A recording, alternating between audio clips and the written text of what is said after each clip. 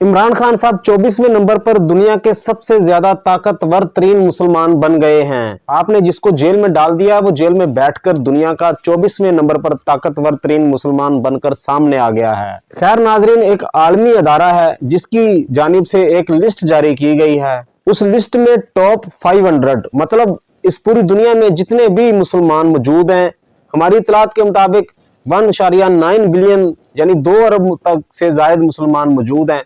उनमें से 500 ताकतवर तरीन मुसलमानों की जो लिस्ट है वो जारी की गई है। उसमें इमरान खान साहब का 24वां नंबर है। जी हाँ नाजरीन, इस पूरी दुनिया के जितने भी मुसलमान हैं, इन सारे मुसलमानों में से एक लिस्ट तैयार की जाती है। टॉप 500 मतलब 500 लोगों की, 500 ताकतवर तरीन लोगों की, बाअसर लोगों की लिस्ट जारी की गई है, जिसमें इमरान खान साहब का 24वां नंबर आया है।